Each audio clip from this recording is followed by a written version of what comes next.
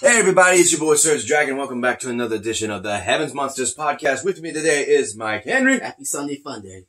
And we are going to do Smackdown and 205 Live on March 6th. So let's go. March 6th kicks off with the Moment of Bliss hosted by Alexa Bliss, the Goddess, and the returning Nikki Cross. And who are they invited? 3 members of the NWO. Scott Hall, Kevin Nash, and X-Pac.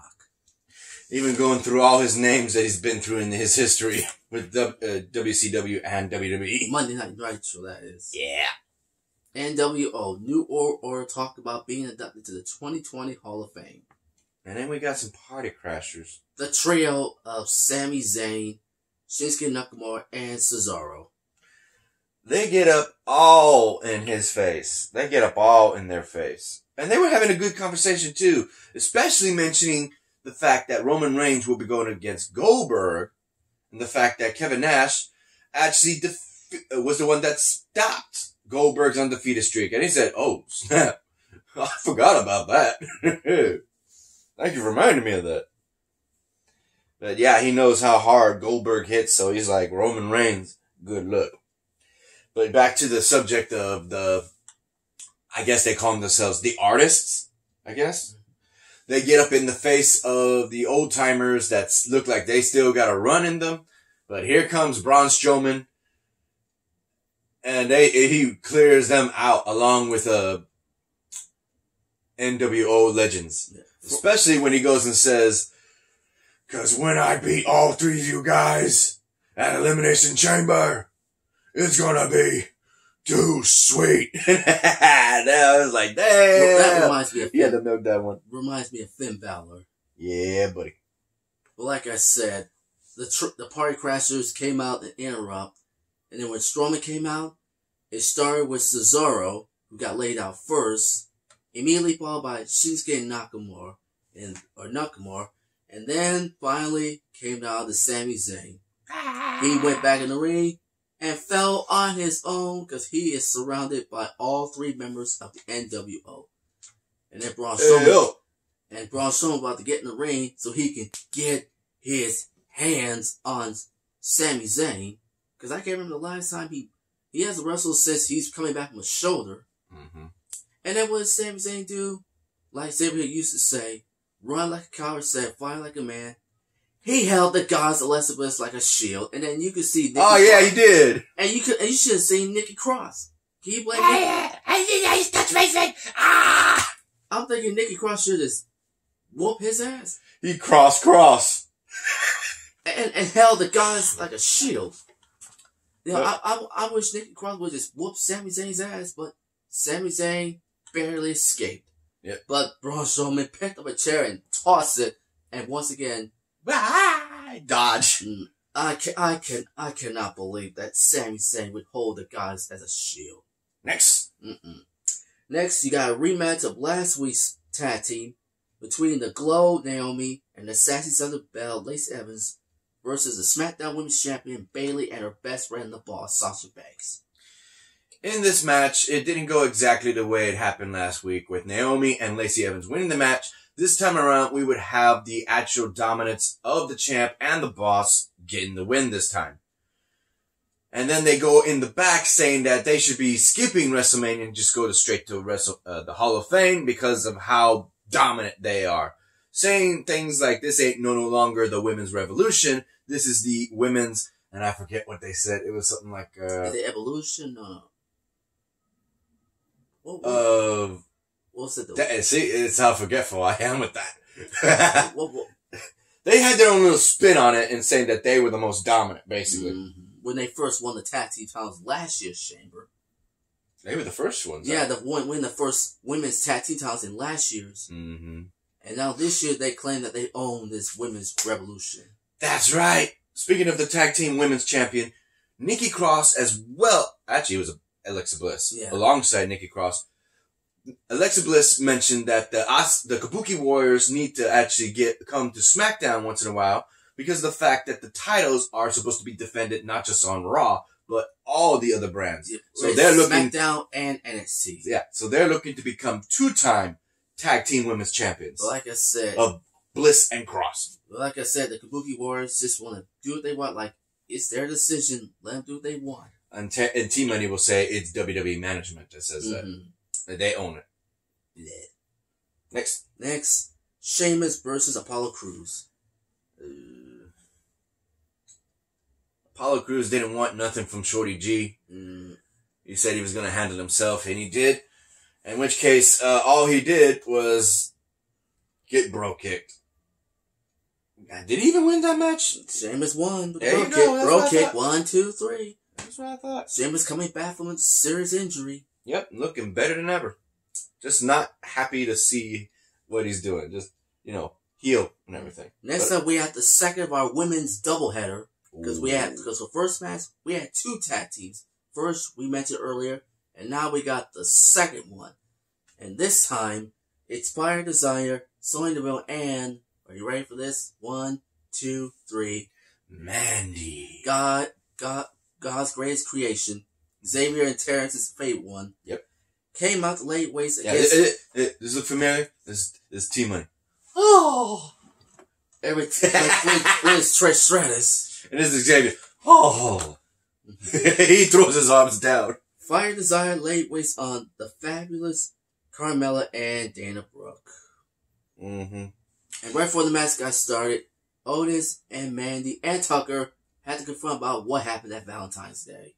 And all she said, despite his pleas, getting a text, knowing he was late, is, you had your chance, but a woman never likes being stood up. I'm like, God damn it, where's the freaking instigator showing this freaking footage of how he was getting set up, how he did that, and how he was there, only to see them two together. Like, I gotta feel bad for Otis, because I cannot believe that Dolph Ziggler would be that super, but more on Ziggler in a moment. But first, back to the tag team match. Like I said, Fire Desire lane weights against Carmella and Dana Brooke. It means the Fire and Desire are the winning tag team and does that match. I have to say champions. Yeah. Had that in my mind. Next up, the Firefly Funhouse. Oh, we forgot to mention who was in the corner. Dolph Ziggler. Yeah. He was at ringside watching the match. Cheering him on. Yeah, but more on him a little bit later. Yep. Good. Because next, the Firefly Funhouse addresses John Cena's WrestleMania challenge. Yep. Apparently, I forgot about this. John Cena and Bray Wyatt, older version of Bray Wyatt, previous version, had a match at WrestleMania in which John Cena won. And now, it's round 2, and this time, could it be the Fiend? Yeah, because even the puppet, the Rascally Wabbit, whatever you want to call him. The Firefly Funhouse. Yeah, he says that it was because of John Cena that losing to him at WrestleMania that went into a spiral down into his career. He's like, Wowie was not ecstatic about that info.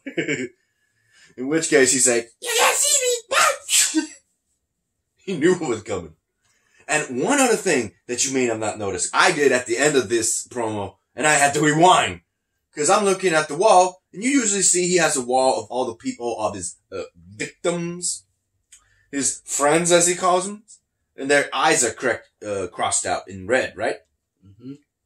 It was all John Cena this time.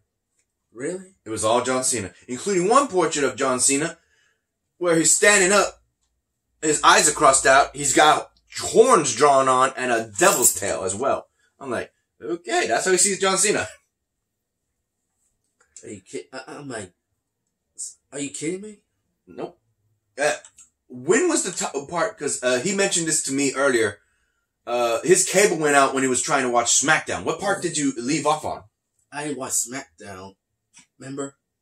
No, you watched a little bit by the looks of it. By the sound of it, you watched a little bit of it. I just watched 205 Live, which we'll get to that shortly. But like I said, I did not watch Smackdown. But I did watch 205 Live on the WWE Network, but more on 205 Live later. Alright, what was the next thing? The next thing... There you go. The gauntlet match. To determine who will enter last in the Elimination Chamber. So, let's do a rundown. In these superstars, we have the defending champions, Miz and Morrison. Yeah, Miz and Morrison, The New Day, Heavy Machinery. Is it?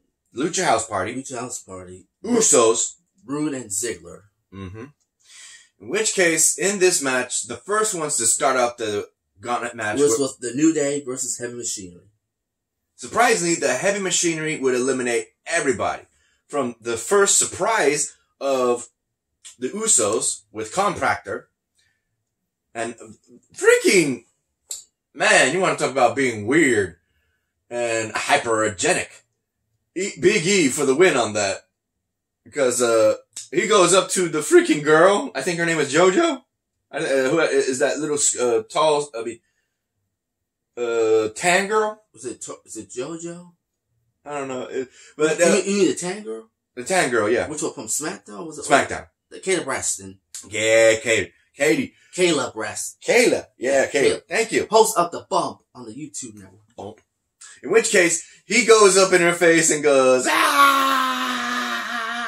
Like, what the hell? And he gets all freaky. We're gonna be as dominant in that cell and in that chamber, like moose in, like a moose in mating season. We can go on and on and on and on. Even Kofi's like, whoa, yeah, because we are the W. It's like, he's just working it. And again, with the long freaking tongue, he goes, yeah. I'm like, okay. Get out of her face. You're creeping her out. It would be weird because of the fact that the first ones to be eliminated were the New Day after that little thing. Next team would be none other than the Lucha House Party. And they're right there in their faces as soon as the bell rings. They just came out of nowhere. But they get eliminated too. After that is the Uso. Welcome to the Uso Penitentiary. But they get one hell of a roll-up. Think of it like this. His back's on the shoulders, and he's got his arms both hooked in the back. And he's like, 1, 2, 3. Tucker got that win on the Usos, and they couldn't believe it. Then comes out the tag team champions, the Dirt Sheets, Miz and Morrison. They say, we are greatness. Be jealous. I was like, hell. Apparently, the same method Tucker used to beat the Usos was used again on John Morrison, and the Miz can't believe it because they were weeding out Otis. They were trying to have him out of the ring the whole time and just work on Tucker, and it was working until he got that thing again. And then, of course, comes the last participants. Dolph Ziggler and Robert Roode. The glorious Robert Roode. Yep. The show up and the glorious one. Determine who entered last. This was even said on commentary, to know that they could win it and be the last ones to come out of the chamber, but to actually lose here would be all of their efforts would be for naught. For nothing. Well, in this match, Otis was really getting the momentum going for him. But sadly, thanks to the tag team of they countered each other well.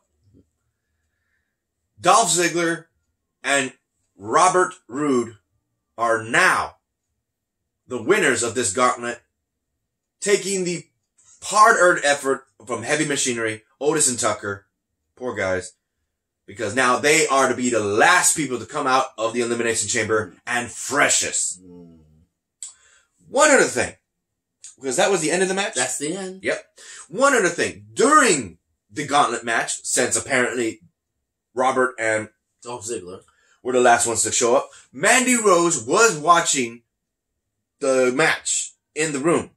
In which case, while Dolph Ziggler was looking at her and telling her, why are you watching this guy? You actually hoping he wins? On that little monitor right there above their head that she was watching on, once again, twice in this night, involving Dolph Ziggler, not Mandy, but Dolph, this image would appear on that screen. What's this? A clock? Yeah, I don't know what it is, but there's an envelope first. It was an envelope at first. Some email, like. Yeah. And then this symbol came up. It's been popping up all over SmackDown and even Super Showdown. Again, when Dolph Ziggler came out. But first it came out with Big E versus, New Day versus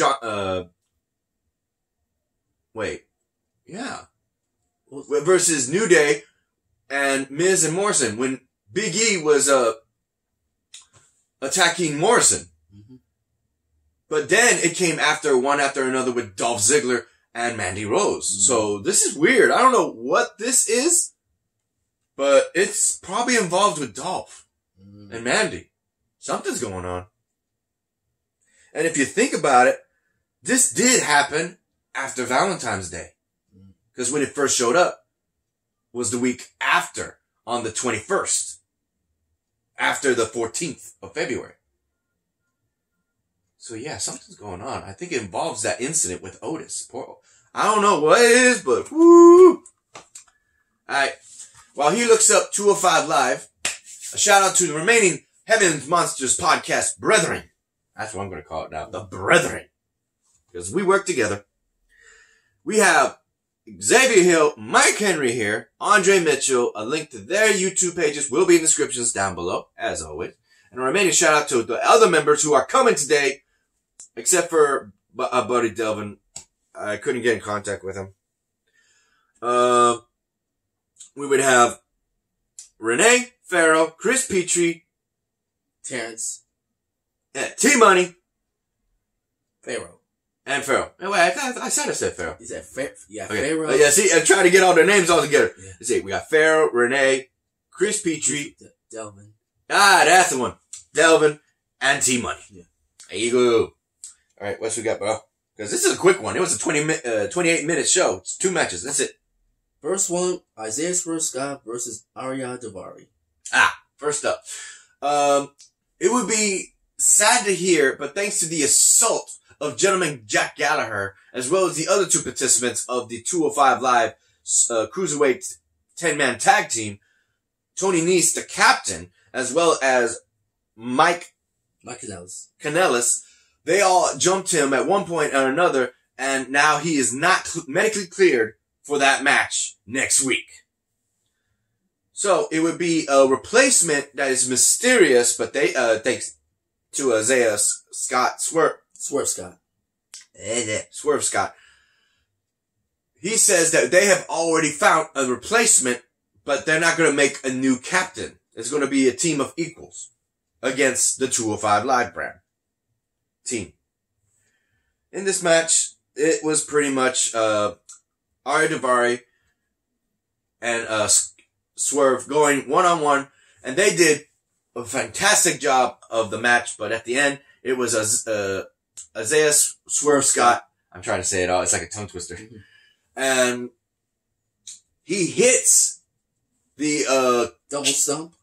Nah, he actually hit the kick on the side of the head of it was a series of strikes and kicks. No, but he hit his finisher, the kick on the back of the head, and it didn't put Daivari down. It was a hammerlock lariat. Yeah. No. I'm telling you how it went. And then he did it. He would then use the stomp. Yeah. He then used the stomp to take him out. Next. And of course, Tony Nese, Mike Kanellis versus Danny Burch and Oney Lorcan. In order to avenge their fallen comrade, Danny Burch and Oney Lorcan take on these two in a tag team match between Mike and Tony. Or actually Nese, if you want to call him Nese. This match would go back and forth between each other, and I'm serious, they literally went back and forth. Gee whiz, what the hell. But the winning would go to the 205 Live brand on Tony Nese and Mike Kanellis. They would raise their hands high, and the panel would be put between the 5 men of 205 Live, led by Tony Nese and a mysterious person who is yet to be named, representing NXT, will be with the other 4 members fighting off next week on 205 Live after Elimination Chamber. And then the NXT Cruiserweight select a mystery partner to replace Leo Rush. I just said it. Yeah. And that was it.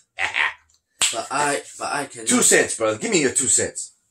First up, I cannot believe that Jack Gallagher would do something stupid by taking out Leo Rush. You wanted to make a statement. But now the question is, who's going to fill in Leo Rush's absence? We're about to find out. Maybe we'll find out on this Wednesday. Yeah, this coming Wednesday. On NXT. We'll find out. And that was it. Alright. Ready? You like this video, give it a thumbs up. You didn't, give it a thumbs down. Hit the subscribe button, like the content, and hit that notification bell for the next Heaven's Monsters podcast. I'm SergDragon. This is Mike Henry. Coming up next, Impact Wrestling, and then AEW, and then after that, Elimination Chamber, the aftermath. I still need to finish watching Impact, so we'll do AEW next. AEW is coming up. All right.